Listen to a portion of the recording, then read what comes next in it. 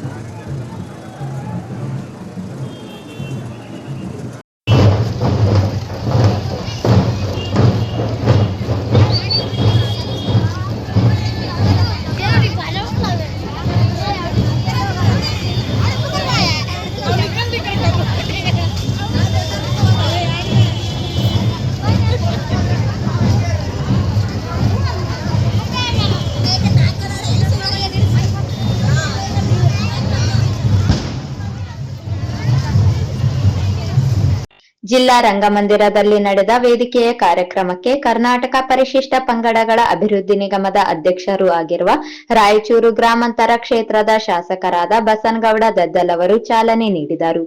ಈ ವೇಳೆ ಅವರು ಮಾತನಾಡಿ, ಕನಕದಾಸರು ಓರ್ವ ಮಹಾನ್ ಹರಿದಾಸ, ಸಂತ ಹಾಗೂ ತತ್ವಜ್ಞಾನಿಯಾಗಿದ್ದಾರೆ. ಕರ್ನಾಟಕದ ಭಕ್ತಿ ಚಳುವಳಿಯ ಬೆಳವಣಿಗೆಯಲ್ಲಿ ಪ್ರಮುಖ ಪಾತ್ರ ವಹಿಸಿದ್ದರು. ಕನಕದಾಸರ ಕೀರ್ತನೆಗಳು ಸಮಾಜದ ಕನಸನ್ನು ಬಿತ್ತುತ್ತವೆ. ಕನಕದಾಸರ ಜೀವನ, ಬೋಧನೆಗಳು, ಕೀರ್ತನೆಗಳು ಇಂದಿಗೂ ಲಕ್ಷಾಂತರ ಜನರಿಗೆ ಮಾರ್ಗದರ್ಶನ ಹಾಗೂ ಸ್ಫೂರ್ತಿಯಾಗಿದೆ ಎಂದರು. ಹಾಲುಮತ ಸಮಾಜದ ಕೊಡುಗೆಯು ನಾಡಿನ ಅಭಿವೃದ್ಧಿಯಲ್ಲಿ ಪ್ರಮುಖವಾಗಿದೆ ಎಂದರು. ವೇದಿಕೆ ಮೇಲಿರುವ ಎಲ್ಲ ಅತಿಥಿಗಳು ಹಾಗೂ ಮುಖ್ಯ ಅತಿಥಿ ಮಹೋದಯರನ್ನ ನಾನು ವಿನಂತಿಸಿಕೊಳ್ಳುತ್ತೇನೆ.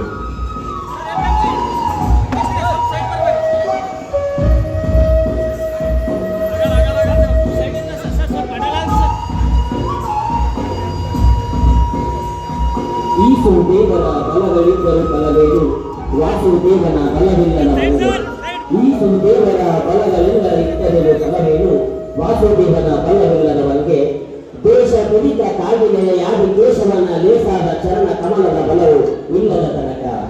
ದೇಶ ಕುಡಿತ ಕಾಗಿನೆಲೆಯಾದ ಕೇಶವನ ಲೇಸಾದ ಚರಣ ಕಮಲದ ಬಲವು ಇಲ್ಲದ ತನಕ ಎಂದು ಸಮಾಜದ ಸಮತೆಯ ಸಮಾನ್ಯತೆಯ ಒಂದು ಸಂದೇಶ ಸಾರಲಿ ಎನ್ನುವಂತ ರೀತಿಯಲ್ಲಿ ಜ್ಞಾನದ ಬೆಳಕಿನ ದೀಪವನ್ನು ಹಚ್ಚುವುದರ ಮೂಲಕ ಎಲ್ಲ ಅತಿಥಿಗಳಿಗೂ ಈ ಕಾರ್ಯಕ್ರಮವನ್ನು ಉದ್ಘಾಟಿಸುತ್ತಿದ್ದಾರೆ.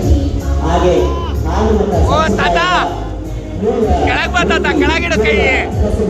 ಜೀವನ ಆಧಾರ ಸ್ತಂಭ ಎನ್ನುವಂತ ಬೆಳೆಯನ್ನು ಬಾರಿಸುವುದರ ಮೂಲಕ ನಮ್ಮ ಶಾಸಶ್ರೇಷ್ಠರಲ್ಲಿ ಹೇಗೆ ಅಶ್ವಿನಿ ಬರುತ್ತದೆ ಎಂದು ನಾವು ಗುರುತಿಸುತ್ತೇವೆ, ಅದೇ ರೀತಿಯಾಗಿ ನಮ್ಮ ರಾಯಚೂರು ಜಿಲ್ಲೆಯ ರಾಯಚೂರು ನಗರ ಮತ್ತು ಗ್ರಾಮೀಣ ಪ್ರದೇಶದ ಈ ಒಂದು ಅಶ್ವಿನಿ ದೇವತೆಗಳಿರುವ ಶಾಸಕರು ಈ ಕಾರ್ಯಕ್ರಮವನ್ನು ಉದ್ಘಾಟಿಸಬೇಕು ಅಂತೇಳಿ ಗಣ್ಯಭಾವಿಸುವುದರ ಮೂಲಕ ಉದ್ಘಾಟಿಸಬೇಕಂತೇಳಿ ವಿನಂತಿಸಿ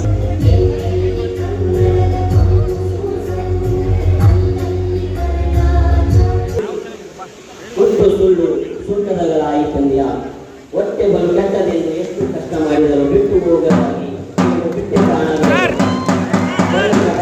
ಮೂಲಕ ಈ ಒಂದು ಕಾರ್ಯಕ್ರಮವನ್ನು ಅತ್ಯಂತ ಉತ್ತಮ ರೀತಿಯಲ್ಲಿ ಸುಂದರವಾಗಿ ಸಾಂಪ್ರದಾಯಿಕವಾಗಿ ಉದ್ಘಾಟಿಸಿದಂತಹ ವೇದಿಕೆಯ ಎಲ್ಲ ಮಹನೀಯ ಗಣ್ಯರಿಗೆ ವೇದಿಕೆಯ ಪರವಾಗಿ ಹಾಗೂ ಸಭಾ ಆಸಕ್ತರ ಪರವಾಗಿ ಮಹಾಜನಗಳ ಪರವಾಗಿ ಹಾಗೂ ಎಲ್ಲ ನಮ್ಮ ನಾಡಿನ ಜನರ ಪರವಾಗಿ ಕನಕದಾಸರ ಕೀರ್ತನೆಯ ಆಶಯ ಅವರ ಸಮತೆಯ ಬೆಳಕು ಎಲ್ಲರನ್ನು ಬೆಳಗಲಿ ಎಂದು ಆಶಿಸುತ್ತಾ ಈ ಕಾರ್ಯಕ್ರಮದ ಉದ್ಘಾಟನೆ ಇದೀಗ ನೆರವೇರಿದೆ.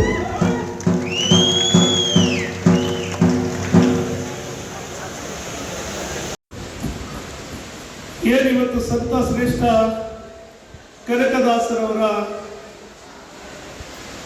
ಜಯಂತಿಯನ್ನು ಪ್ರತಿ ವರ್ಷದಂತೆ ಕೂಡ ಈ ವರ್ಷ ಕೂಡ ಅದ್ದೂರಿಯಾಗಿ ಆಚರಿಸೋದ್ರ ಜೊತೆಗೆ ಬೆಳಗ್ಗೆಯಿಂದ ಮೆರವಣಿಗೆಯನ್ನು ಪ್ರಾರಂಭ ಆಗಿ ಇವತ್ತು ರಂಗಮಂದಿರದಲ್ಲಿ ಕಾರ್ಯಕ್ರಮವನ್ನು ಏರ್ಪಡಿಸಿ ಇವತ್ತು ಸಂತ ಶ್ರೇಷ್ಠ ಕನಕದಾಸರವರ ಆದರ್ಶಗಳನ್ನು ಏನಿವತ್ತು ದಾಸ ಶ್ರೇಷ್ಠ ಮತ್ತು ಕನಕದಾಸರು ಏನಿದು ಕಲಿಯುಗದಲ್ಲಿ ಒಬ್ಬ ಭಗವಂತನನ್ನ ಒಲಿಸುವಂಥದ್ದು ಯಾರ ಕೈಲಿ ಕೂಡ ಸಾಧ್ಯ ಆಗಲಾರದಂಥ ಸಾಧ್ಯವನ್ನ ಇವತ್ತು ಸಂತ ಶ್ರೇಷ್ಠ ಕನಕದಾಸರು ಇವತ್ತು ಭಗವಂತನ ಸಾಕ್ಷಾತ್ ಭಗವಂತ ಶ್ರೀಕೃಷ್ಣ ಪರಮಾತ್ಮನನ್ನ ಇವತ್ತು ಉಡುಪಿ ಕೃಷ್ಣನನ್ನ ಒಲಿಸಿ ಇವತ್ತು ಕನಕನ ಕಿಂಡಿ ಅಂತೇಳಿ ಇವತ್ತು ನಮಗೆ ದರ್ಶನವನ್ನು ನೀಡುವಂಥದ್ದು ನಾವು ನೋಡ್ತಾ ಇದ್ದೀವಿ. ಅಂದ್ರೆ ಹಿಂದಿನ ದಿನಗಳಲ್ಲಿ ಏನು ಅಸ್ಪೃಶ್ಯತೆ ನಮಗೆ ಶೂದ್ರರು ಯಾರು ಒಳಗಡೆ ಹೋಗಬಾರದು ದೇವಸ್ಥಾನಗಳಲ್ಲಿ ಅಂತ ಸಂದರ್ಭದಲ್ಲಿ ಇವತ್ತು ಕನಕದಾಸರು ಹೊರಗಡೆ ದೇವರನ್ನ ಒಲಿಸುವಂತಹ ಶಕ್ತಿ ಯಾರಾದರೂ ಈ ಕಲಿಯುಗದಲ್ಲಿ ಇದ್ರೆ ಅದು ಶ್ರೇಷ್ಠ ಸಂತ ಕನಕದಾಸರು ಅಂತ ಕೂಡ ಈ ಸಂದರ್ಭದಲ್ಲಿ. ಯಾಕಂದ್ರೆ ಕನಕದಾಸರು ಒಂದು ಸಮಾಜಕ್ಕೆ ಸೀಮಿತ ಆದಂತ ವ್ಯಕ್ತಿ ಅಲ್ಲ, ಇಡೀ ಮಾನವ ಕುಲಕ್ಕೆ ಸಂಪತ್ತು ಅಂತ ಈ ಸಂದರ್ಭದಲ್ಲಿ ಹೇಳ್ತೀವಿ. ಯಾಕಂದ್ರೆ ಎಲ್ಲ ಸಮಾಜಕ್ಕೆ ಮಾನವ ಕುಲಕ್ಕೆ ಸಾರಿ ಹೋಗಿರುವಂತ ಅವರ ಕೀರ್ತನೆ ಮುಖಾಂತರ ಅವರು ಒಂದೊಂದು ಕೀರ್ತನೆಯಲ್ಲಿ ಅರ್ಥಪೂರ್ವಕವಾಗಿ ಯಾವ ರೀತಿ ನಾವು ದಾರಿಯಲ್ಲಿ ನಡಿಬೇಕು, ಯಾವ ರೀತಿಯ ಭಗವಂತನನ್ನು ಒಲಿಸೋದ್ರ ಜೊತೆಗೆ ಮತ್ತು ಸಾಂಸಾರಿಕವಾಗಿ ಆಗಿರ್ಬೋದು ಇವತ್ತು ಎಲ್ಲ ಸಮಾಜದವರಿಗೆ ಒಂದು ಒಳ್ಳೆಯ ದಾರಿಯನ್ನು ಮಾರ್ಗವನ್ನು ತೋರಿಸಿಕೊಟ್ಟಿರುವಂತರು ಸಂತ ಕನಕದಾಸರಂತಗಳು ಈ ಸಂದರ್ಭದಲ್ಲಿ ಇರ್ತದೆ. ಹಾಗಾಗಿ ಅಂತ ಮಹಾತ್ಮರು ಶರಣರು ಎಲ್ಲ ಸಮಾಜದಲ್ಲಿ ಇರ್ಬೋದು. ಎಲ್ಲ ಶರಣರು ಕೂಡ ಆಯಾ ಸಮಾಜಕ್ಕೆ ಸೀಮಿತ ಆದಂತ ವ್ಯಕ್ತಿಗಳಲ್ಲ, ಎಲ್ಲ ಮಾನವ ಕುಲಕ್ಕೆ ಉದ್ಧಾರವನ್ನು ಮಾಡುವಂತದಕ್ಕೆ ಬಂದಿರುವರು ಈ ಸಂತರಂತಗಳು ಈ ಸಂದರ್ಭದಲ್ಲಿ ಇರ್ತದೆ. ಹಾಗಾಗಿ ಭಗವಂತನ ನಾವು ಯಾರು ನೋಡಿಲ್ಲ, ಆದರೆ ಭಗವಂತನ ರೂಪದಲ್ಲಿ ಸಂತರು ಈ ದೇಶದಲ್ಲಿ ಆಳಿ ಹೋಗಿದ್ದಾರೆ. ಹಾಗಾಗಿ ಅವರನ್ನ ನಾವು ನೆನೆಯುವಂಥದ್ದು, ಅವರ ಜಯಂತಿಯನ್ನು ಮಾಡುವಂಥದ್ದು ಕೂಡ ನಮ್ಮ ಆದ್ಯ ಕರ್ತವ್ಯ ಕೂಡ ಆಗಿದೆ ಅಂತ ಕೂಡ ಈ ಸಂದರ್ಭದಲ್ಲಿ. ಹಾಗಾಗಿ ನಮ್ಮ ಏನು ಆಲಮತ ಸಮಾಜದ ಬಂಧುಗಳು ಇವತ್ತು ಹಲವಾರು ಕಸುಬುಗಳು ಬೇರೆ ಬೇರೆ ಇರ್ಬೋದು, ಆದರೆ ಶಿಕ್ಷಣವನ್ನು ಕೂಡ ಬಹಳಷ್ಟು ತಾವು ಒತ್ತನ್ನು ಕೊಡೋದ್ರ ಜೊತೆಗೆ ಇನ್ನು ಹೆಚ್ಚಿನ ರೀತಿಯಿಂದ ಶಿಕ್ಷಣಕ್ಕೆ ಮಹತ್ವವನ್ನ ಕೊಡುವಂತ ಕೆಲಸವನ್ನ ತಾವು ಮಾಡಬೇಕಂತ ಕೂಡ ಈ ಸಂದರ್ಭದಲ್ಲಿ ಹೇಳ್ತೀನಿ. ಯಾಕಂದ್ರೆ ಯಾಕೆ ಶಿಕ್ಷಣಕ್ಕೆ ಕೊಡ್ಬೇಕಂದ್ರೆ ನಮ್ಮ ಸಮಾನತೆ ಬರಬೇಕಾದಾಗ ಶಿಕ್ಷಣವನ್ನು ಪಡೆದಾಗ ಎಲ್ಲವನ್ನ ಸಮಾನತೆ ಸಿಗೋದಕ್ಕೆ ಸಾಧ್ಯ ಅಂತ ಕೂಡ ನಾನು ಈ ಸಂದರ್ಭದಲ್ಲಿ ಹೇಳ್ತೀನಿ. ಹಾಗಾಗಿ ಇವತ್ತು ಆದರ್ಶವಾದಂತ ವ್ಯಕ್ತಿ ಈ ರಾಜ್ಯದಲ್ಲಿ ಈ ದೇಶದಲ್ಲಿ ಆದರ್ಶವಾದಂತ ವ್ಯಕ್ತಿ ಮತ್ತು ಏನು ಆರ್ಥಿಕ ತಜ್ಞರು ಯಾರಾದರೂ ಇದ್ರೆ ಅದು ಸಿದ್ದರಾಮಯ್ಯ ಸಾಹೇಬ್ರಂತ ಕೂಡ ಈ ಸಂದರ್ಭದಲ್ಲಿ. ಹಾಲುಮತ ಸಮಾಜದಲ್ಲಿ ಹುಟ್ಟಿ ಇವತ್ತು ಸುಮಾರು 15 ಬಾರಿ ಇವತ್ತು ಫೈನಾನ್ಸ್ ಅನ್ನ ಮಂಡನೆ ಮಾಡಿ ಇವತ್ತು ಬಜೆಟ್ ಅನ್ನು ಮಂಡನೆ ಮಾಡೋದ್ರ ಮುಖಾಂತರ 2 ಬಾರಿ ಮುಖ್ಯಮಂತ್ರಿಗಳಾಗಿ ಈ ರಾಜ್ಯಕ್ಕೆ ಇಡೀ ದೇಶಕ್ಕೆ ಮಾದರಿಯಾದಂಥ ವ್ಯಕ್ತಿಯಾಗಿ ಇವತ್ತು ಆಡಳಿತವನ್ನು ನೀಡುವಂಥದ್ದು ಕೂಡ ನಾವು ನೋಡ್ತಾ ಇದ್ದೀವಿ.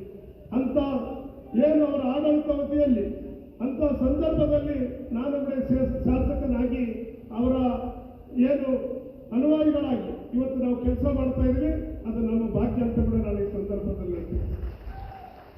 ಯಾಕಂದ್ರೆ ಯಾಕೆ ಹೇಳ್ಬೇಕಾಗ್ತದೆ ಆದರ್ಶ ವ್ಯಕ್ತಿ ಅಂದ್ರೆ ಇವತ್ತು ನೀನು ಯಾವುದೇ ಸಮಾಜಕ್ಕೆ ಒಂದು ಸಮಾಜಕ್ಕೆ ಸೀಮಿತ ಆದಂತ ವ್ಯಕ್ತಿ ಅಲ್ಲ, ಎಲ್ಲ ಕೆಳವರ್ಗದ ಏನಿವತ್ತು ದಲಿತರು, SC, ST, ಪರಿಶಿಷ್ಟ ಜಾತಿ, ಪರಿಶಿಷ್ಟ ಪಂಗಡ, OBC ಮತ್ತು ಯಾವುದೇ ಬಡ ವರ್ಗಗಳು ಮೇಲೆತ್ತುವಂತ ಕೆಲಸ ಈ ರಾಜ್ಯದಲ್ಲಿ ಯಾರಾದರೂ ಮಾಡಿದ್ರೆ ಅದು ಹಿಂದೆ ದೇವರಾಜ್ ಅರಸವರು, ಇವತ್ತು ಹಿಂದಿನ ಮುಖ್ಯಮಂತ್ರಿಗಳಾದಂತ ಇವತ್ತು ಸಿದ್ದರಾಮಯ್ಯ ಸಾಹೇಬರ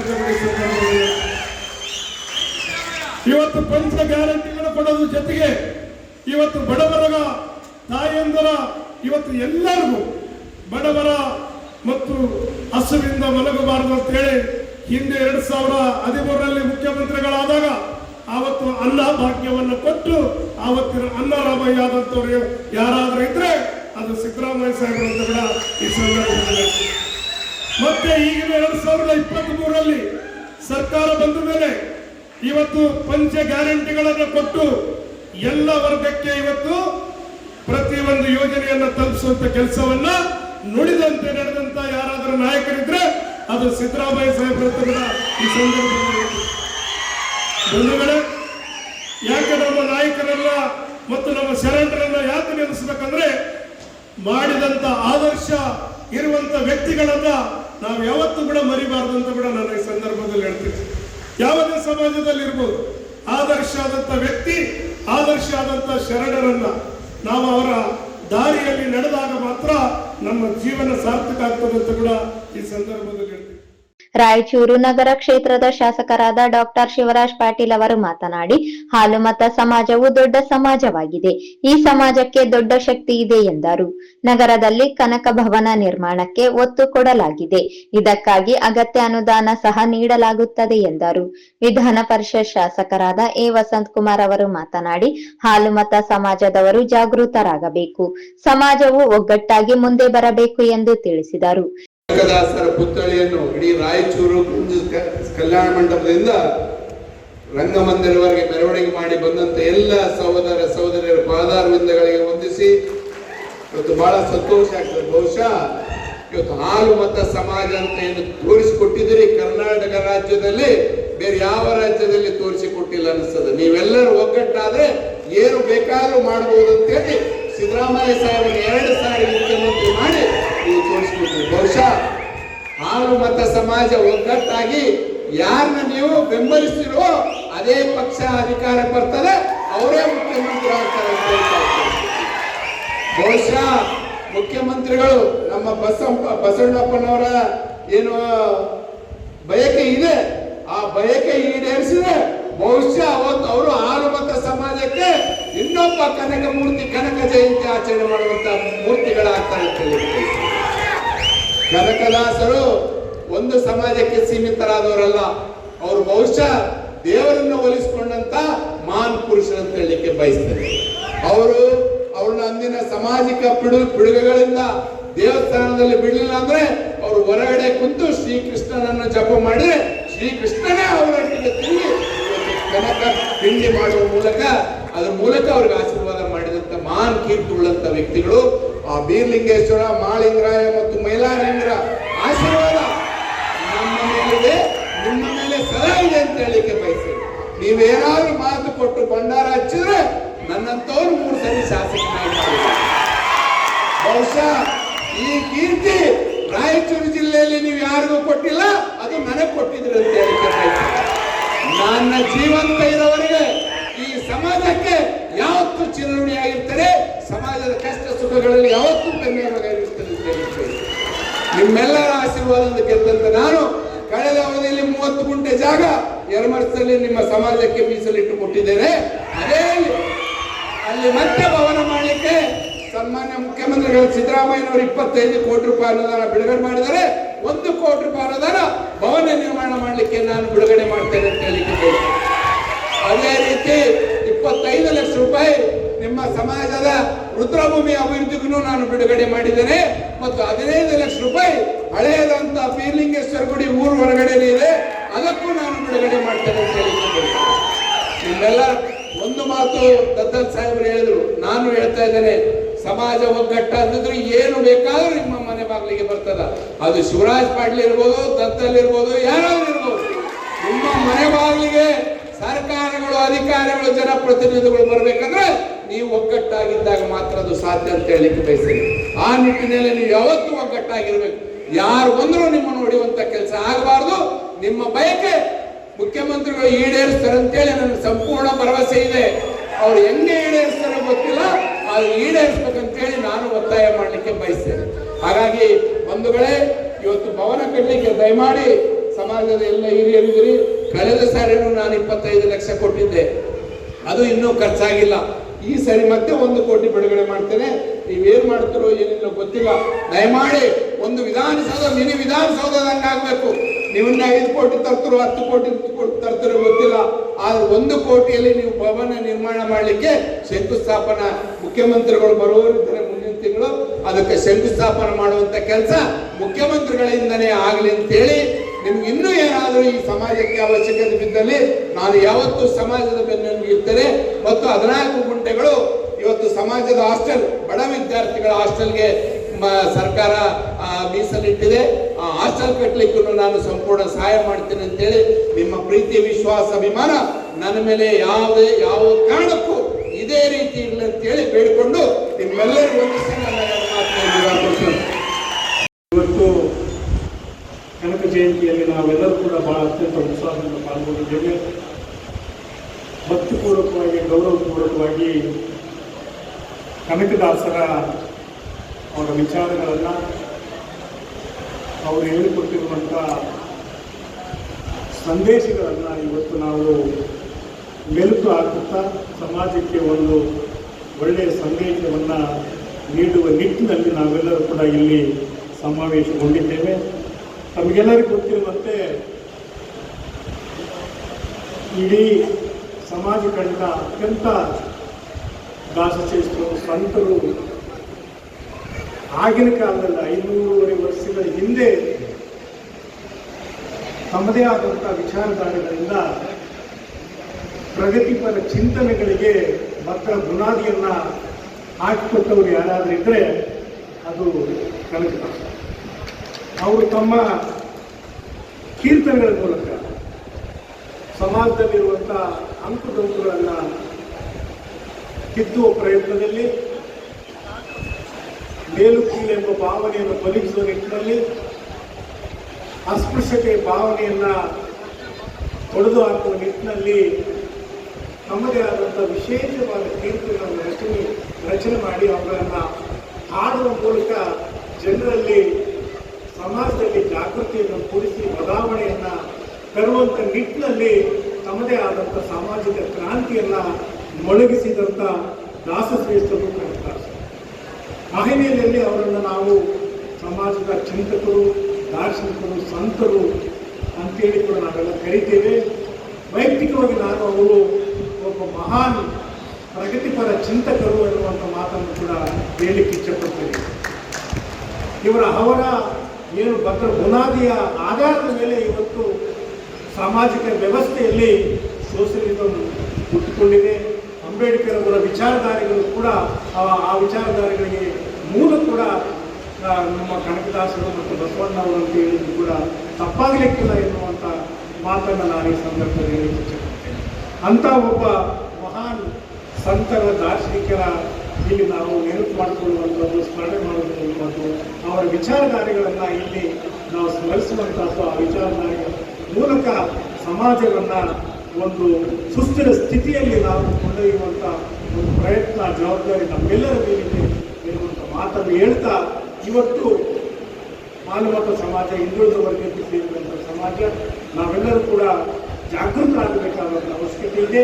ಶೈಕ್ಷಣಿಕವಾಗಿಯೇ ನಮ್ಮ ಜಿಲ್ಲಾಧಿಕಾರಿಗಳಾದ ನಿತೀಶ್ ಕೆ ಅವರು ಮಾತನಾಡಿ, ಕನಕದಾಸರ ಸಾಹಿತ್ಯ ಅಧ್ಯಯನ ಮಾಡಬೇಕು, ನಾವೆಲ್ಲರೂ ಒಂದು ಎನ್ನುವ ಅವರ ಜೀವನ ಸಂದೇಶ ಅರಿಯಬೇಕು ಎಂದರು. ಸಾಹಿತ್ಯ, ಕೀರ್ತನೆ, ಕೃತಿಗಳಿಂದ ನಮ್ಮ ಕನ್ನಡ ಭಾಷೆ ಸಮೃದ್ಧಿಯಾಯಿತು ಅಂತ ನಾನು ಹೇಳಕ್ಕೆ ಇಷ್ಟಪಡ್ತೀನಿ. ಅದೇ ರೀತಿ ದೇವರನ್ನ ನಾವು ಬೇರೆ ಬೇರೆ ಸಂಪ್ರದಾಯ ಮೂಲಕ, ಹೋಮ ಹವನ ಮೂಲಕ ಕಾಣ್ದೇನೆ ಕೇವಲ ನಮ್ಮ ಭಕ್ತಿಯಿಂದ ಯಾವ ರೀತಿ ನಾವು ದೇವರನ್ನ ಮೆಚ್ಚಿಸಬೇಕು, ಕೇವಲ ನಮ್ಮ ಭಕ್ತಿಯಿಂದ ಯಾವ ರೀತಿ ನಾವು ದೇವರಿಗೆ ಹತ್ರ ಆಗೋದನ್ನ ಜನಸಾಮಾನ್ಯರಿಗೆ ಜಾತಿ ತಾರತಮ್ಯ ಇಲ್ದಂಗೆ ಅವರು ಹೇಳೋದನ್ನ ನಾವು ಸ್ಮರಿಸಬೇಕು. ಸೊ ಇಷ್ಟು ಹೇಳ್ತಾ ಮುಂದಿನ ಪೀಳಿಗೆಗೆ, ಆಮೇಲೆ ನಮ್ಮೆಲ್ಲರಿಗೂ ದಾಸಶ್ರೇಷ್ಠ ಕನಕದಾಸರು ಏನು ನಮಗೆ ಹೇಳ್ಕೊಟ್ಟಿದ್ದಾರೆ ಅದನ್ನ ನಾವು ದಿನನಿತ್ಯ ಜೀವನದಲ್ಲಿ ನಾವು ಪಾಲಿಸಬೇಕು. ಮತ್ತು ನಮ್ಮ ಸಮಾಜದ ಎಲ್ಲ ಕಡೆಯ ವರ್ಗದ ಜನರನ್ನು ನಾವು ಮೇಲ್ ತರಬೇಕು ಅಂತ ಹೇಳ್ತಾ ಮತ್ತೊಮ್ಮೆ ತಮಗೆ ಕನಕದಾಸ ಜಯಂತಿಯ ಶುಭಾಶಯವನ್ನು ನಾನು ಕೋರ್ತಾ ನಾನು ಈ ದಯಮಾಡಿ ನೀವು ರಿಸರ್ವೇಶನ್ ಹೆಚ್ಚಿಗೆ ಮಾಡ್ತಾರೋ ಕಡಿಮೆ ಮಾಡ್ತಾರೋ ಗೊತ್ತಿಲ್ಲ, ನಮ್ಗೆ ಸಮಾಜದಾಗ ಎಷ್ಟಿಗೆ ಸೇರ್ತಂತ ನಿಮ್ಮಲ್ಲಿ ಕಳಕಳಿಯ ಮನವಿ. ಯಾಕಂದ್ರೆ ನಮ್ಮ ಮುಂದಿನ ಪೀಳಿಗೆ ಉದ್ಧಾರ ಆಗಬೇಕಲ್ಲ. ನಮ್ದಂತೂ ಮುಕ್ತು 71 ವಯಸ್ಸು ಹಂಗ ನಮ್ಮದು ಮುಗಿದು ಅಧ್ಯಾಯ. ದಯಮಾಡಿ ಮುಂದಿನ ಪೀಳಿಗೆ, ನಮ್ಮ ಮಕ್ಕಳು ಮೊಮ್ಮಕ್ಕಳು ಮರಿ ಮೊಮ್ಮಕ್ಕಳಿಗೆ ಅನುಕೂಲ ಆಗಲ್ಲ ಅಂತೇಳಿ ನಿಮ್ಗೇನು ಹಣ ಕೇಳೋದಿಲ್ಲ, ನಿಮ್ಗೇನು ರಾಜಕೀಯ ಅಧಿಕಾರ ಕೇಳೋದಿಲ್ಲ. ನೀವು ಮಾಡ್ತಿರೋ ಬಿಡ್ತಿರೋ ಗೊತ್ತಿಲ್ಲ, ನಮ್ಗೆ ಏನು ಬೇಕಾಗಿಲ್ಲ. ನೀವು ಎಷ್ಟೊಂದೇ ಮಾಡಿಬಿಡ್ರಿ, ನಮ್ಮ ಸಮಾಜ ಉದ್ಧಾರ ಆಗ್ತದಂತ ನಾನು ಹೇಳಿ ನಾನು ಕನಕದಾಸರಿಗೆ ಒಂದು ಘಟನೆ ನಡೆಯುತ್ತದೆ, ಅದನ್ನು ನಾನು ನೆನಪು ಮಾಡೋಕ್ಕೆ ಇಷ್ಟಪಡ್ತೀನಿ. 16ನೇ ಶತಮಾನದಲ್ಲಿ ವ್ಯಾಸಕೂಟ ಮತ್ತು ದಾಸಕೂಟ ಅಂತ 2 ಕೂಟಗಳು ಇರ್ತವೆ. ದಾಸಕೂಟ ಅಂತಂದ್ರೆ ಸಾಮಾನ್ಯರು ಕೂಡ ಅಲ್ಲಿ ಭಗವತ್ ಚಿಂತನೆಯನ್ನು ಮಾಡಲಿಕ್ಕೆ ಅವಕಾಶ ಇತ್ತು, ಅಲ್ಲಿ ಎಲ್ಲರೂ ಸೇರ್ತಾ ಇತ್ತು. ಎಲ್ಲ ಜಾತಿ ವರ್ಗದ ಜನರು ಕೂಡ ಆ ದಾಸಕೂಟದಲ್ಲಿ ಸೇರ್ತಾ ಇತ್ತು. ವ್ಯಾಸಕೂಟದಲ್ಲಿ ಏನಿತ್ತು ಅಂತಂದ್ರೆ ಅಲ್ಲಿ ಇಷ್ಟು ವಿದ್ವಾಂಸರು, ಮುಂದುವರಿದವರು, ಜ್ಞಾನವನ್ನು ಪಡೆದಂಥವರು ವ್ಯಾಸಕೂಟದಲ್ಲಿ ಪಾಲ್ಗೊಳ್ತಾ ಇದ್ರು. ಕನಕದಾಸರು ಒಂದು ಸಾರಿ ಏನು ವಿಚಾರ ಮಾಡ್ತಾರೆ ಅಂದ್ರೆ, ನಾನು ದಾಸಕೂಟದಿಂದ ವ್ಯಾಸಕೂಟಕ್ಕೆ ಹೋಗಬೇಕು, ವ್ಯಾಸಕೂಟದಲ್ಲಿ ನಡೆಯುವ ಚಿಂತನೆಗಳಲ್ಲಿ ನಾನು ಪಾಲ್ಗೊಳ್ಳಬೇಕು ಅಂತ ಆಸೆ ಪಡ್ತಾರೆ. ಆಸೆ ಪಟ್ಟಾಗ ಆ ವ್ಯಾಸಕೂಟಕ್ಕೆ ಹೋಗ್ತಾರೆ. ಹೋಗುವಾಗ ಆ ದ್ವಾರಪಾಲಕರಿರ್ತಾರೆ, ದ್ವಾರಪಾಲಕರು ತಡೆ ಹಿಡಿತಾರೆ. ನೀನು ಶೂದ್ರ ಇದೆಯಾ, ನಿನಗೆ ಸತ್ಯ ಚಿಂತನೆಯನ್ನು ಮಾಡಿಕೊಳ್ಳೋಷ್ಟು ಜ್ಞಾನ ನಿನಗಿರೋದಿಲ್ಲ, ಇದು ವ್ಯಾಸಕೂಟ, ನಿನಗೇನಾದರೂ ತಿಳ್ಕೊಳ್ಬೇಕನ್ನೋದಾದ್ರೆ ದಾಸಕೂಟಕ್ಕೆ ಹೋಗು ಅಂತ ಹೇಳ್ತಾರೆ ಅವರು. ಇಲ್ಲ ಇಲ್ಲ, ನಾನು ವ್ಯಾಸಕೂಟಕ್ಕೆ ಹೋಗಬೇಕು ಅಂತ ಕನಕದಾಸರು ಕೇಳ್ತಾರೆ. ಕೇಳಬೇಕಾದಾಗ ನಿನ್ನ ಸಾಹಿತ್ಯದ ಪ್ರೌಢಿಮೆನ ಎಷ್ಟಿದೆ ಅಂತ ನಾನು ತಿಳ್ಕೊಳ್ಬೇಕು, ಅದು ತಿಳ್ಕೊಂಡ ಮೇಲೆ ನಿನ್ನನ್ನ ವ್ಯಾಸಕೂಟಕ್ಕೆ ಬಿಡುತ್ತೀವಿ ಅಂತ ದ್ವಾರಪಾಲಕರು ಹೇಳ್ತಾರೆ. ಅವಾಗ ಒಂದು ಪ್ರಶ್ನೆಯನ್ನ ಆ ದ್ವಾರಪಾಲಕರು ಕೇಳ್ತಾರೆ ಕನಕದಾಸರು. ಏನು ಅಂದ್ರೆ, ಇಲ್ಲೊಂದು ಎಮ್ಮೆ ಕರು ಹಾಕಿದೆ, ಇಲ್ಲೊಂದು ಎಮ್ಮೆ ಇದೆಯಲ್ಲ, ಇದು ಕರು ಹಾಕಿದೆ, ಇದನ್ನ ಸಾಹಿತ್ಯಿಕವಾಗಿ ಕಾವ್ಯಾತ್ಮಕವಾಗಿ ನೀನು ಹೇಳಿದ್ದೆ ಆಯ್ತು ಅಂದ್ರೆ ನಿನ್ನ ವ್ಯಾಸಕೂಟಕ್ಕೆ ಬಿಡುತ್ತೀವಿ ಅಂತ ದ್ವಾರಪಾಲಕರು ಹೇಳ್ತಾರೆ. ಎಮ್ಮೆ ಕರು ಹಾಕಿದ್ದನ್ನ ಕನಕದಾಸರು ಕಾವ್ಯಾತ್ಮಕವಾಗಿ ಹೇಳಬೇಕಾಗಿತ್ತು. ಆಗ ತತ್ಕ್ಷಣವೇ ಅವರು ಹೇಳ್ತಾರೆ, ವಿರಾಟ ನಗರದ ಅರಸನ ಅರಸಿಯ ಅನುಜನನ್ನು ಕತ್ತಲಲ್ಲಿ ಗುದ್ದಿದವನ ಅಗ್ರಜನ ಪಿತನ ವಾಹನನ ಹೆಂಡತಿಗೆ ಪ್ರಸೂತಿ ಆಯಿತು ಅಂತ ಕನಕದಾಸರು ಹೇಳ್ತಾರೆ. ಏನು ಅದ್ಭುತವಾದ ಕಾವ್ಯಾತ್ಮಕ ಅಲ್ಲ ಇದು? ಒಂದು ಮುಂಟಿಗೆ ಏನ್ ಹೇಳ್ತಾರೆ ಅವರು ನೋಡ್ರಿ, ವಿರಾಟ ನಗರದ ಅರಸನ ಅರಸಿಯ ಅನುಜನನ್ನು ಕತ್ತಲಲ್ಲಿ ಗುದ್ದಿದವನ ಅಗ್ರಜನ ಪಿತನ ವಾಹನನ ಹೆಂಡತಿಗೆ ಪ್ರಸೂತಿ ಆಯಿತು. ಒಂದು ಎಮ್ಮೆಗೆ ಕರು ಆಗಿತ್ತು ಅನ್ನೋದನ್ನ ಎಷ್ಟು ಕಾವ್ಯಾತ್ಮಕವಾಗಿ ಕನಕದಾಸರು ಹೇಳಿದ್ರಂದ್ರೆ, ವಿರಾಟ ನಗರದ ಅರಸ, ವಿರಾಟ ರಾಜನ ಅರಸಿ, ಆ ಅರಸಿಯ ವಿರಾಟ ನಗರ ರಾಜನ ಹೆಂಡತಿಯ ತಮ್ಮ ಯಾರು, ಅನುಜ ಯಾರು? ಕೀಚಕ. ಕೀಚಕನನ್ನ ಕತ್ತಲಲ್ಲಿ ಗುದ್ದಿದವನು ಯಾರು? ಭೀಮ. ಆ ಭೀಮನ ಅಣ್ಣ ಯಾರು? ಧರ್ಮರಾಯ. ಆ ಧರ್ಮರಾಯನ ಪಿತ ಯಾರು? ಯಮಧರ್ಮ. ಆ ಯಮಧರ್ಮನ ವಾಹನ ಕೋಣ. ಆ ಕೋಣನ ಹೆಂಡತಿ ಎಮ್ಮೆ. ಆ ಎಮ್ಮೆ ಕರು ಹಾಕಿತು ಅನ್ನೋದನ್ನು ಹೇಳಲಿಕ್ಕೆ ಕನಕದಾಸರು ಕಾವ್ಯಾತ್ಮಕವಾಗಿ ಇಷ್ಟು ಅದ್ಭುತವಾದ ಚಿಂತನೆಯನ್ನ ನಮಗೆ ತಿಳಿಕೊಡಿಸ್ತಾರೆ. ಉಪನ್ಯಾಸಕರಾಗಿ ರಾಯಚೂರಿನ ಸರ್ಕಾರಿ ಪ್ರಥಮ ದರ್ಜೆ ಕಾಲೇಜಿನ ಪ್ರಾಧ್ಯಾಪಕರಾದ ಡಾಕ್ಟರ್ ಪ್ರಾಣೇಶ್ ಕುಲಕರ್ಣಿ ಅವರು ಮಾತನಾಡಿ, ಭಕ್ತ ಕನಕದಾಸರು ಕರ್ನಾಟಕದಲ್ಲಿ 15, 16ನೇ ಶತಮಾನಗಳಲ್ಲಿ ಭಕ್ತಿ ಪಂಥದ ಮುಖ್ಯ ಹರಿದಾಸರಲ್ಲಿ ಪ್ರಮುಖರಾಗಿದ್ದರು. ದಾಸ ಪರಂಪರೆಯಲ್ಲಿ ಬರುವ 250ಕ್ಕೂ ಹೆಚ್ಚು ದಾಸರಲ್ಲಿ ಕನಕದಾಸರೊಬ್ಬರೇ ಕೆಳಪಂಗಡದ ದಾಸರಾಗಿದ್ದರು. ಇವರು ಕನ್ನಡ ಭಾಷೆಯ ಪ್ರಸಿದ್ಧ ಕೀರ್ತನಕಾರರೂ ಆಗಿದ್ದರು. ಪುರಂದರ ದಾಸರೊಂದಿಗೆ ಕರ್ನಾಟಕ ಸಂಗೀತದ ಮೂಲಭೂತ ಸಿದ್ಧಾಂತಗಳಿಗೆ ಕಾಣಿಕೆಯನ್ನಿತ್ತವರು. ಕನಕದಾಸರನ್ನು ಕರ್ನಾಟಕ ಕೀರ್ತನ ಸಾಹಿತ್ಯದ ಅಶ್ವಿನಿ ದೇವರೆಂದು ಬಣ್ಣಿಸಲಾಗಿದೆ ಎಂದರು. ಕನಕದಾಸರು ಹಾವೇರಿ ಜಿಲ್ಲೆಯ ಶಿಗ್ಗಾಂವಿ ತಾಲೂಕಿನ ಬಾಡ ಗ್ರಾಮದ ಬಚ್ಚಮ್ಮ ಮತ್ತು ಬೀರಪ್ಪ ನಾಯಕ ದಂಪತಿಯ ಮಗನಾಗಿ 1509ರಲ್ಲಿ ಜನಿಸಿದರು. ತಂದೆ ತಾಯಿ ಪ್ರೀತಿಯ ಮಗನಾಗಿದ್ದರು. ಬಾಲ್ಯದ ಜೀವನ ಆನಂದದಿಂದ ಸಾಗಿಸಿ ಬೆಳೆದು ದೊಡ್ಡವರಾದರು. ಅನೇಕ ಆಧ್ಯಾತ್ಮಿಕ ಕಾರ್ಯಕ್ರಮಗಳಲ್ಲಿ ಭಾಗವಹಿಸಿ ಆಧ್ಯಾತ್ಮಿಕ ಚಿಂತನೆಗಳನ್ನು ಮೈಗೂಡಿಸಿಕೊಂಡು ಸತ್ಯದ ಹಾದಿಯಲ್ಲಿ ನಡೆಯುವ ಪ್ರಯತ್ನ ಮಾಡಿದರು.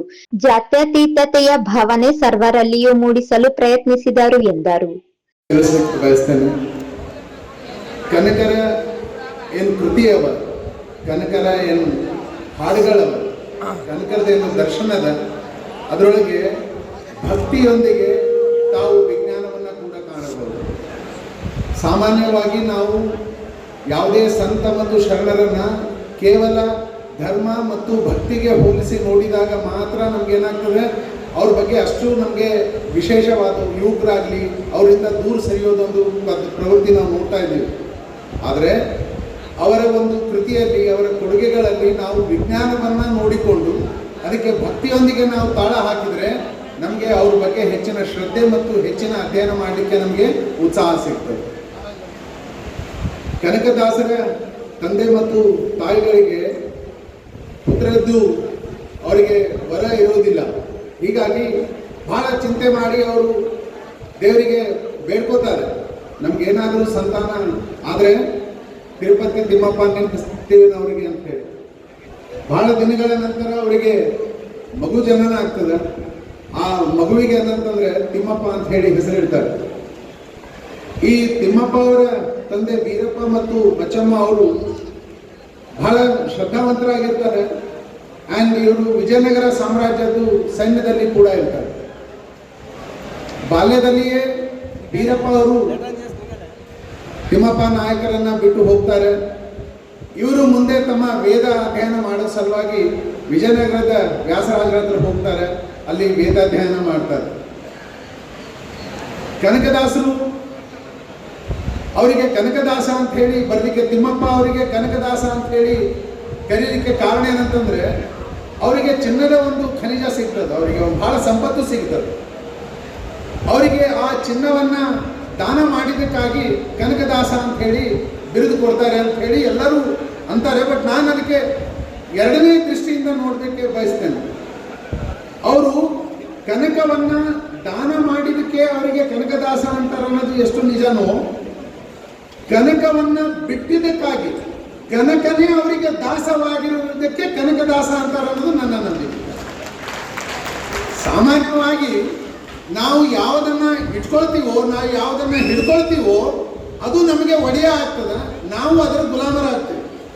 ಆದರೆ ಕನಕದಾಸರು ಕನಕವನ್ನ ಬಿಟ್ಟು ಕನಕಕ್ಕೆ ಗುಲಾಮನಾಗಿ ಮಾಡಿಕೊಂಡಿರುವುದರಿಂದ ಕನಕ ಇವರಿಗೆ ದಾಸನಾಗಿರುವುದಕ್ಕೆ ಇವರಿಗೆ ಕನಕದಾಸ ಅಂತಾರ ಅನ್ನೋದು ನಂದು ಒಂದು ಆಶಯ. ಎರಡನೇದು, ತಮ್ಗೆಲ್ಲರಿಗೆ ಗೊತ್ತಿದೆ, ವಿಜ್ಞಾನದಾಗ ಇಲ್ಲಿ ಯಾರು ಸ್ವಲ್ಪ ವಿಜ್ಞಾನದ ಬಗ್ಗೆ ಅರಿವಿದ್ರೆ ಎನರ್ಜಿ ಅಂತ ಒಂದು ಇರ್ತದೆ. ಎನರ್ಜಿ ಎಲ್ಲದರದಾಗಿರ್ತದೆ. ಆದರೆ ಎನರ್ಜಿದು ಮ್ಯಾನಿಫೆಸ್ಟೇಷನ್ ಬೇರೆ ಬೇರೆ ಇರ್ತದೆ. ಉದಾಹರಣೆಗೆ ಕೆಲವರಿಗೆ ರಿಂಗ್ ಇಷ್ಟ ಅನಿಸ್ಬೋದು, ಬಂಗಾರದ ಉಂಗುರ ಇಷ್ಟ ಅನಿಸ್ಬೋದು, ಕೆಲವರಿಗೆ ಬ್ರೇಸ್ಲೆಟ್ ಇಷ್ಟ ಅನಿಸ್ಬೋದು, ಕೆಲವರಿಗೆ ನೆಕ್ಲೆಸ್ ಇಷ್ಟ ಅನಿಸ್ಬೋದು. ಆದರೆ ನೆನ್ಪಿಟ್ಕೊಳ್ರಿ, ಇವರೆಲ್ಲರೂ ಬ್ರೇಸ್ಲೆಟ್ ಬೇಡ, ರಿಂಗ್ ಬೇಡ ಅಥವಾ ನೆಕ್ಲೆಸ್ ಬೇಡ ಅಂತಾರೆ ವಿನಃ ಇವರು ಬಂಗಾರ ಬೇಡ ಅಂತ ಇಲ್ಲ. ಇವರಿಗೆ ಬಂಗಾರ ಬೇಕು, ಆದರೆ ಬಂಗಾರದ ಸ್ವರೂಪ ಬೇರೆ ಇರ್ತದೆ. ಎನರ್ಜಿ ಎಲ್ಲ ಕಡೆ ಇರ್ತದೆ. ಎನರ್ಜಿಯನ್ನು ತಪ್ಪಿಸ್ಕೊಳ್ಳಿಕ್ಕೆ ನಾವು ಸಾಧ್ಯ ಇಲ್ಲ. ಈ ಎನರ್ಜಿ ಎಲ್ಲ ಕಡೆ ಇರ್ತದ, ಇದರಿಂದ ತಪ್ಪಿಸ್ಕೊಳ್ಳಿಕ್ಕೆ ಸಾಧ್ಯ ಇಲ್ಲ ಅನ್ನೋದನ್ನೇ ಕನಕದಾಸರು ಬಾಲ್ಯದಲ್ಲಿ ನಮಗೆ ತಿಳಿಸ್ಕೊಡ್ತಾರೆ. ಕನಕದಾಸರು ಗುರುಗಳು ಹೇಳ್ತಾರೆ, ಬಾಳೆಹಣ್ಣು ತಿನ್ನಬೇಕು, ಆದರೆ ಯಾರು ನೋಡ್ಲಾರ್ದಂಗೆ ಬಾಳೆಹಣ್ಣು ತಿಂದು ಬರಬೇಕು ಅಂತ. ಕನಕದಾಸರು ಬಾಳೆಹಣ್ಣು ಹಿಡ್ಕೊಂಡು ಬರ್ತಾರೆ. ಬಾಳೆಹಣ್ಣು ಹಿಡ್ಕೊಂಡು ಬಂದು ಹೇಳ್ತಾರೆ, ಗುರುಗಳೇ, ನೀವು ಹೇಳುವ ದೇವರು ಎಲ್ಲ ಕಡೆ ಇದ್ದಾನ ಅಂದಮೇಲೆ ಅದಕ್ಕೆ ನಾನು ತಪ್ಪಿಸ್ಕೊಳ್ಳಿಕ್ಕೆ ಸಾಧ್ಯ ಇಲ್ಲ, ಹೀಗಾಗಿ ನಾನು ಆ ಬಾಳೆಹಣ್ಣನ್ನು ಸ್ವೀಕರಿಸಿಲ್ಲ ಅಂತ ಹೇಳ್ತಾರೆ. ಆದರೆ ಅವ್ರು ಹೇಳ್ತಾ ಇರೋದು ವಿಜ್ಞಾನದ ರೂಪದಾಗ ಹೇಳ್ಯಾರ. ಎನರ್ಜಿ ಎಲ್ಲ ಕಡೆ ಅದ, ಆ ಎನರ್ಜಿಯಿಂದ ನನಗೆ ತಪ್ಪಿಸ್ಕೊಳ್ಳಿಕ್ಕೆ ಸಾಧ್ಯ ಆಗಿಲ್ಲ ಅನ್ನೋದಕ್ಕೆ ದೇವ್ರದೊಂದು ರೂಪ ಕೊಟ್ಟು ಹೇಳಿರುವ ಮಹಾಜ್ಞಾನಿ ವಿಜ್ಞಾನಿ ಸಂತ ಕನಕದಾಸರು ಅನ್ನೋದನ್ನ ನಾವು ನೋಡ್ಕೋಬೇಕು. ಕಾರ್ಯಕ್ರಮದಲ್ಲಿ ವಿವಿಧ ಕ್ಷೇತ್ರಗಳಲ್ಲಿ ಸಾಧನೆ ಮಾಡಿದ ಹಾಲುಮತ ಸಮುದಾಯದ ಸಾಧಕರಿಗೆ ಸನ್ಮಾನಿಸಿ ಗೌರವಿಸಲಾಯಿತು. ಸಾಧಕರ ಸನ್ಮಾನ ಕಾರ್ಯಕ್ರಮ. ಈ ಸನ್ಮಾನ ಕಾರ್ಯಕ್ರಮವನ್ನ ನಮ್ಮ ಸಮಾಜದ ನವೋದ ಇಂಟರ್ನೇಷನಲ್ ಪ್ರಚಾರ ಶ್ರೀ ಭೀಮಣ್ಣ ಗಂಗಾವರ್ ಅವರು ಈ ಕಾರ್ಯಕ್ರಮ ನಡೆಸಿಕೊಡ್ಬೇಕಂತ ನೆನೆಸ್ಕೊಳ್ತಾರೆ. ಜೊತೆಗೆ ವೇದಿಕೆ ಕಾರ್ಯ ನಡೆಸ್ತಾ ಇದ್ದಾರೆ.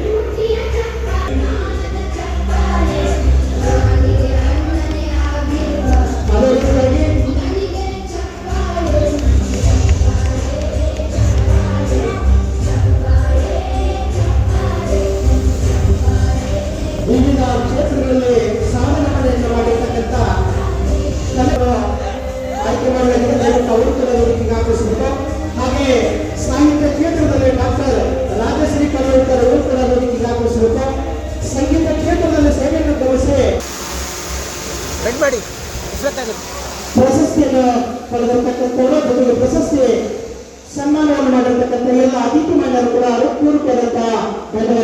ಗೌರವಿಸ್ತಾ ಇದ್ದೇವೆ. ಹಾಗೆ ಮುಂಬರುವ ಕನಕ ಅನುಗ್ರಹ ಪ್ರಶಸ್ತಿ ಪಡೆದಂತಹ ಸಮಾಜದ ಹಿರಿಯರೆಲ್ಲ ವಿವರಿಸ್ತಾ ಇದ್ದೇವೆ. ಸರ್ ಈ ಕಡೆ ನೋಡ್ಬೇಕು ಸರ್.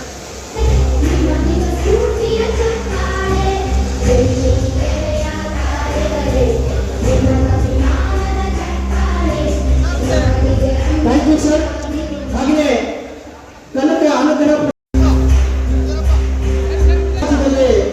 ವಿಶೇಷವಾಗಿ ಕನಕ ಅನುಗ್ರಹ ಪ್ರಶಸ್ತಿಗೆ ಆಯ್ಕೆ ಮಾಡಿರ್ತಕ್ಕಂಥದ್ದು ಬಹಳ ಹೃದಯ ಸಂಗತಿ ಅಂತ ಹೇಳ್ತಾ ಇದ್ದೇವೆ.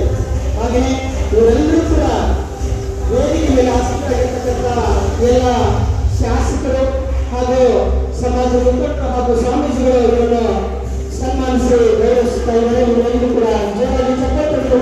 ಸಮಾರಂಭದಲ್ಲಿ ಮಠಮಾರಿ ಶಿವಾನಂದ ಮಠದ ಪರಮಪೂಜ್ಯ ಶ್ರೀ ಜ್ಞಾನಾನಂದ ಮಹಾರಾಜ, ತುರ್ವಿಹಾಳ ಗುರು ಅಮೋಘ ಸಿದ್ದೇಶ್ವರ ಮಠದ ಪೂಜ್ಯ ಮಾದಯ್ಯ ಸ್ವಾಮಿ, ಲಕ್ಷ್ಮಣ ತಾತ, ರಾಯಚೂರು ಮಹಾನಗರ ಪಾಲಿಕೆಯ ಅಧ್ಯಕ್ಷರಾದ ನರಸಮ್ಮ ಮಾಡಗಿರಿ, ಕೃಷಿ ಉತ್ಪನ್ನ ಮಾರುಕಟ್ಟೆ ಸಮಿತಿ ಅಧ್ಯಕ್ಷರಾದ ಮಲ್ಲಿಕಾರ್ಜುನ್ ಗೌಡ, ಜಿಲ್ಲಾ ಪೊಲೀಸ್ ವರಿಷ್ಠಾಧಿಕಾರಿ ಎಂ ಪುಟ್ಟಮಾದಯ್ಯ, ರಾಯಚೂರು ಮಹಾನಗರ ಪಾಲಿಕೆಯ ಉಪ ಆಯುಕ್ತರಾದ ಸಂತೋಷ್ ರಾಣಿ, ಸಮಾಜದ ಮುಖಂಡರಾದ K Basavantappa, B Basavaraj, Mahadevappa Mirjapura, Neelakantha, Kasturamma Beerappa, Nagaraj Maddipet, doctor Nagaveni, Nagaratna, Nagendra Mathamari, Hanumanthappa Jalibenchi, Shekhar ವಾರದ ಸೇರಿದಂತೆ ವಿವಿಧ ಸಮಾಜದ ಮುಖಂಡರು, ವಿವಿಧ ಇಲಾಖೆಯ ಅಧಿಕಾರಿಗಳು, ವಿದ್ಯಾರ್ಥಿಗಳು ಮತ್ತು ಸಾರ್ವಜನಿಕರು ಇದ್ದರು.